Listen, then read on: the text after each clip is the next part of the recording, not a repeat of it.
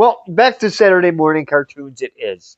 And I do have fun doing these on, well, technically it is Saturday morning. And we are going now to Fox Kids, and this is one of the first shows on the Fox Kids network in 1990, and this is Attack of the Killer Tomatoes. Never heard of it. It's okay. I'm sure a few people may have forgot about it or don't know it existed. And then there's of course that other people would love to have a review of it. Oh yes. And I got my little friend here. Don't you have more than one of those? Oh, believe me, I only have one of them. If you want to buy them on eBay, go right ahead. They'll run you about $200 to $134. And then if you buy them out of the package like this one, then they vary. But I believe me, I did not pay more than $20 for mine. I lucked You out. paid $20 for that crap? No, I said less. You better spend $2 on that crap. I spent $6 for the tomato and two for, well, it's Igor, but it looks more like John Daly, the fat, overweight golfer. So I will just put him back in here What the because heck's an Igor? that's the newscaster's name. I haven't gotten to the cast yet. I'll just put him right back in there while he's getting munched away. So I don't want him to skip he, the he's eating John Daly, so this tomato won't be living long. He'll be munching down on the taste of cigarettes and beer. So I will review this wonderful show right after this. Oh, wait, it was a Christmas commercial. My bad. Look what's popping up at Burger King. Toy Story Puppets from Disney's latest adventure movie now in theaters. Get all 4 high-quality puppets for your kids. $1.99 each with any great-tasting value meal.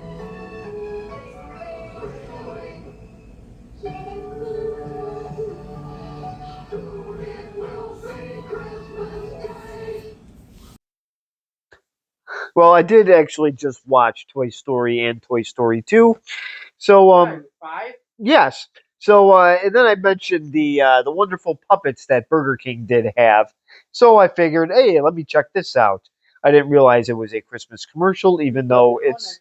I could have done the one next to it, or I could have done the other one there where it had the Toy Story cups and also the uh, the the box where they keep the fries in had Toy Story on it. So this is some of the stuff that these fast food restaurants did do back in the day.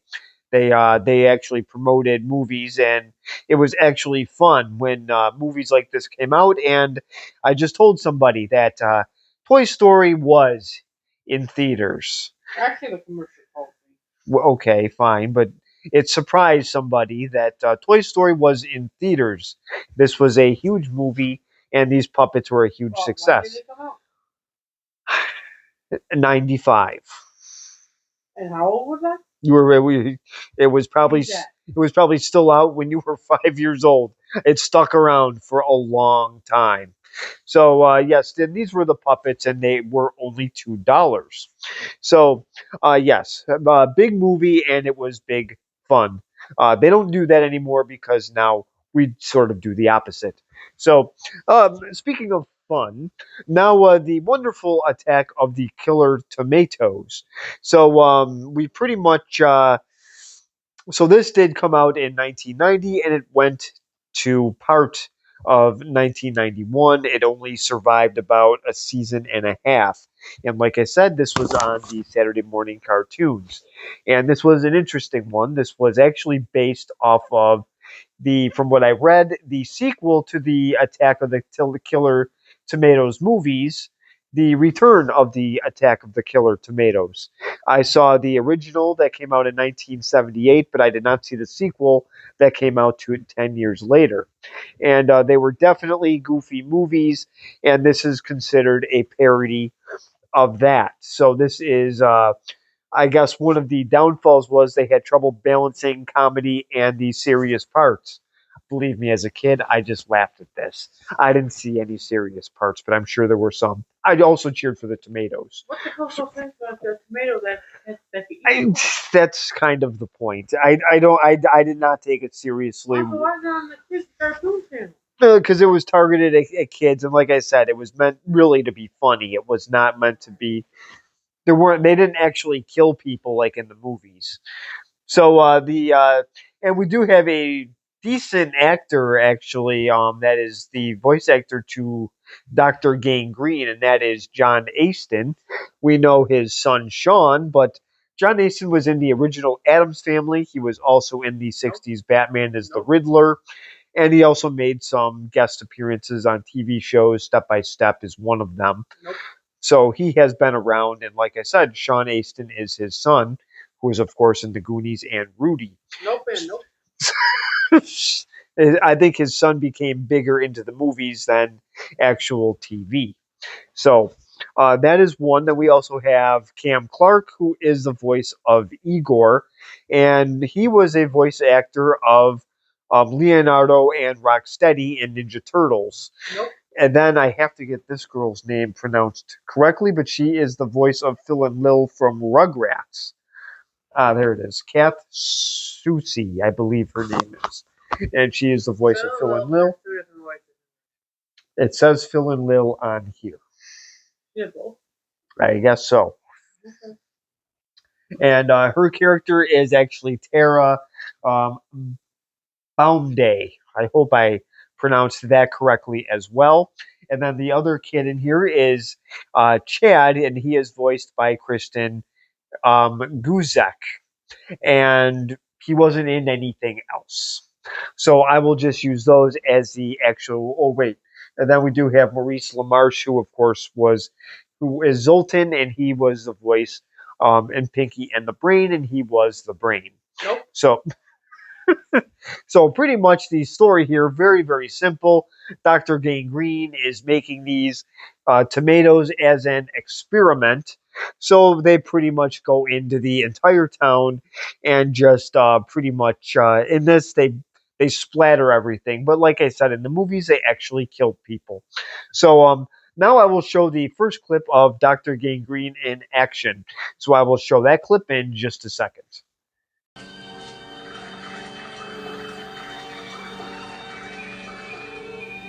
This is Igor Smith here at the secret laboratory of Dr. Pietri T. Gangrene. Igor, you slacker! Where are you? Coming, master!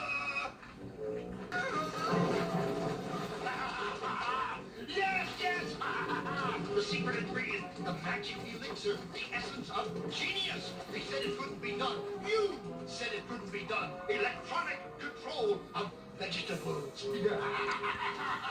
But I, using just 6 milk bottles and a tuning fork, have discovered how to drive tomatoes into a frenzy. Proper combination of toast. That's one. They call me mad. Me, the first man to domesticate the wild turnip. That's it. That's it.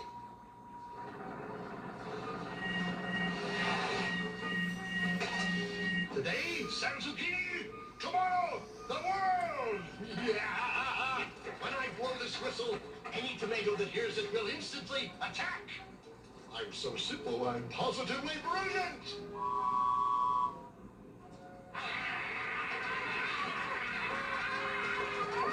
So this is the mad scientist Gangrene and also Igor, and you can definitely tell if you do watch Ninja Turtles. You can definitely tell that this is definitely the voice of Rocksteady. So I do like how his voice changed as well. So Dr. Gangrene here, he did obviously he didn't think his little plan through when he blew his wonderful whistle, and then he is pretty much bombarded by tomatoes. And now we do get to see some tomatoes talk, and we get to see Dr. Gangrene glow in the dark. So I will show that clip in just a second. So I miscalculated. Sue me. Little do you know that I have a plan. Hey, boss, you got a plan? Who said I got a plan? You did just now. Oh, yes. Yes. Yes, I do. And I'll be able to use you. So listen carefully, you goofballs. So this is Gangrene glowing in the dark, and as you can see, some of his tomatoes talk to him. I do like this because they actually do have mouths. They sort of have their own little personalities, I guess. So now the wonderful pizza place I'm going to show. Apparently, they don't use tomato sauce. So we have some interesting pizza being made. And who knows where the pizza delivery boy is? He's probably on Discord playing Hell Diapers. So I will show and also they have an interesting little creature with them as well. So they sort of have a pet tomato. So let's see if he likes the pizza. Well, if he ate it with sauce, he would be cannibalistic. So I will show that clip in just a second.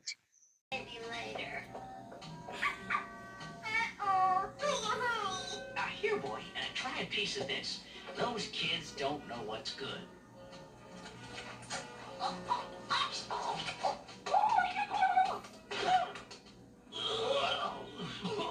Of course.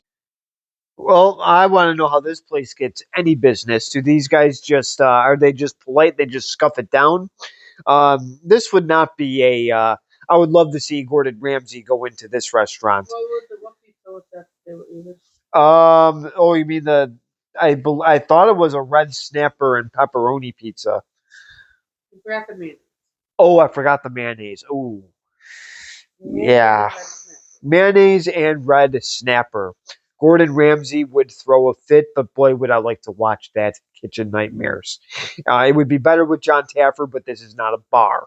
So yes, the so-called John Taffer experts couldn't go in there, then have it closed the next day. So now there's some more pizza to be made and delivered.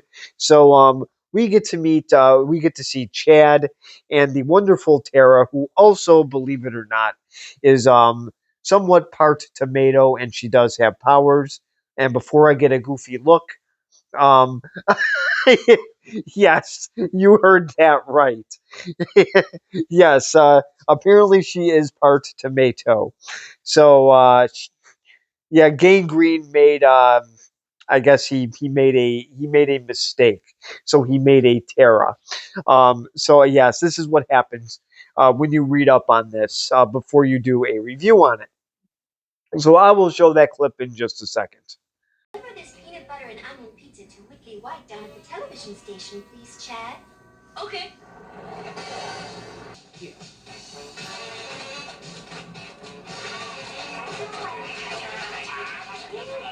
Stop this childish complaining. If not for me, my brothers, we would all starve.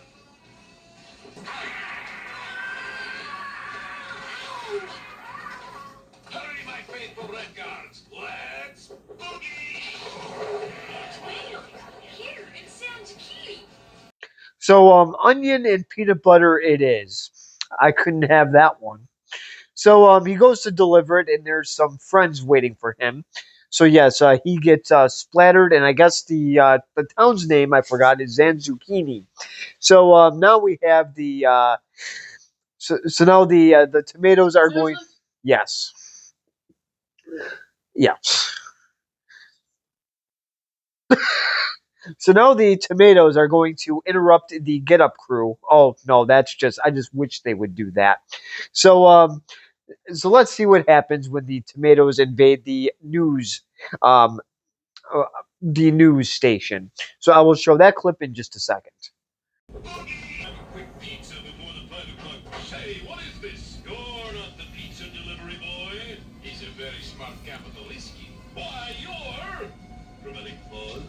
Tomatoes. You've got What the hell's a tomato? You know, I could do a dandy exclusive interview with you. Yeah, maybe later. First, we gotta kidnap. Get him, comrades! Just a minute! Nobody kidnaps Whitley White. At least not off camera. This is Whitley White, exclusive, live from the scene of my own kidnapping. Tomatoes invaded the studios of KRUB TV today in a daring attempt to abduct this reporter. Oh my golly gosh! Retreat, my brothers! Let that be a lesson to you. Nobody gets the best of Whitley White. Who? What? Where? When? And most importantly, why? Sorry to do this to you, Witster, but it's either your career or mine.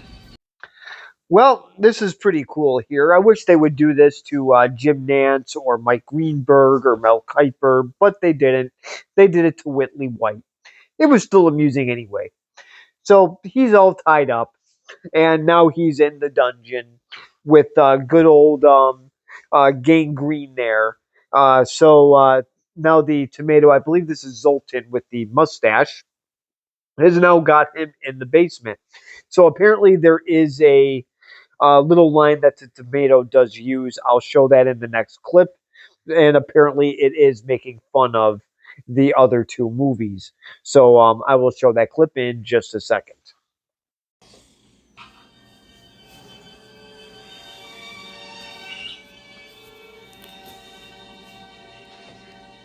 Big budget special effects, huh? You'll never get away with this. I already have, my friend.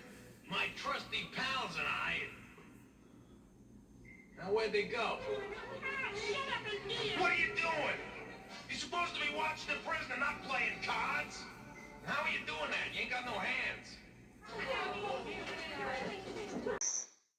Well, there's the scientist with his little comrades, and then yes, in the basement, the tomato says, um, high budget special effects. So they did take a little shot at the movies since they weren't exactly the most big budget um, films. So now we get to see some other tomatoes. They are once again picking on Chad, and now we get to hear Tara's. The scientist is going to explain the story behind Tara. So I will show that clip in just a second.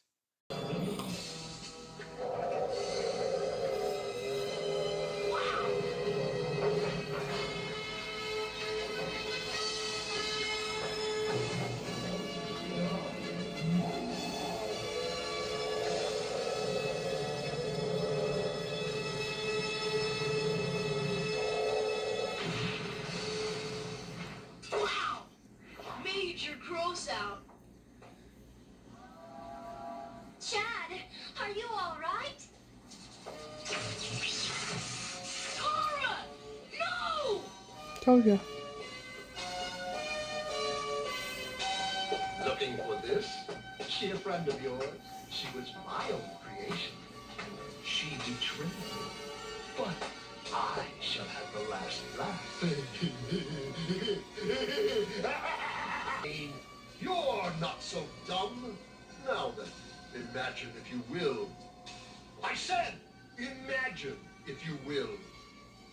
Tonight, when I blow my tomato whistle over KRUD-TV, So apparently Tara was one of the wonderful mad scientists. Of course, I don't know why he doesn't like being called that, but whatever.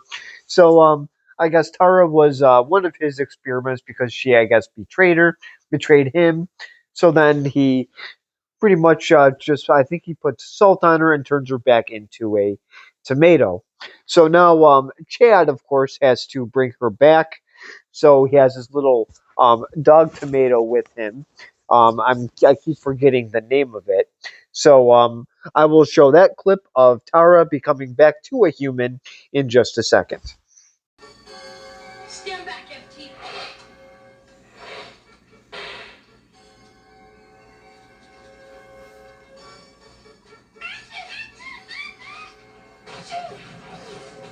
Maybe it was Pepper. Where am I? I'll explain later. We've got to catch Uncle Wilbur before he leaves.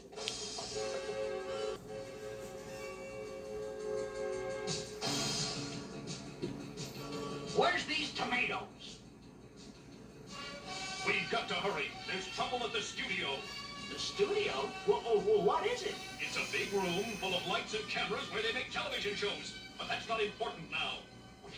So I guess this is how he turns her back. So I guess my guess is that's Pepper. So now she is back into human form. So this part I do agree is a little bit weird, but it is a cartoon, however, because I think this was a mistake. So so now I will just show one final clip. I will let's just see how this happens between the little cat and mouse game between the mad scientist and his mad idiot. So I will show that clip in just a second. Tomato.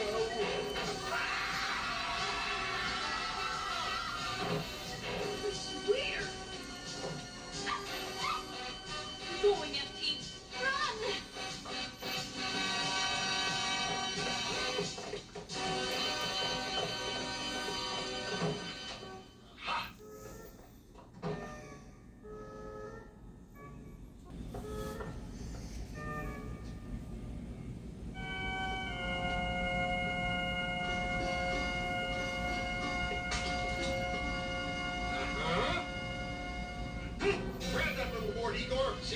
whistle. Hand over the whistle, you little wart, dude. I don't have it. Persuade. Let me go. Let go. Hey, oh, yo-yo, all right. And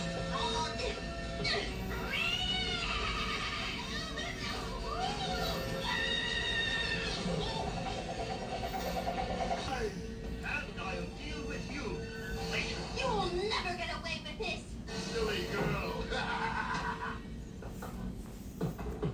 This is I on San Zucchini. My guest tonight is the world-renowned scientist, Dr. Pietro T. Gangrene. All right. Thank you, Igor. Yes, I'm a scientist. So this is the final clip here. So they had a nice little cat and mouse game going on, and then of course, then they played a little game with the whistles, and then of course that end clip there. I just wanted to show that because Igor was facing the wrong way. So there is the humor there. I guess I saw more humor in this than actual serious content, so I don't see where. So I guess I failed to see the imbalance there. This seemed more humorous than anything. I'm not saying I laughed at all of it, but I thought this was more of a comedy. Uh, I know one of the jokes was stolen from Airplane, the part with the newscaster when they asked what kind of building it was. So that was kind of taken from that. Uh, I'm trying to see if I found any other Killer Tomato humor in this. I know the end of it with the song, that's part of it. Uh, so now I will actually do my actual review of this wonderful cartoon, which I'm sure somebody is wondering why I picked this one out of the bunch.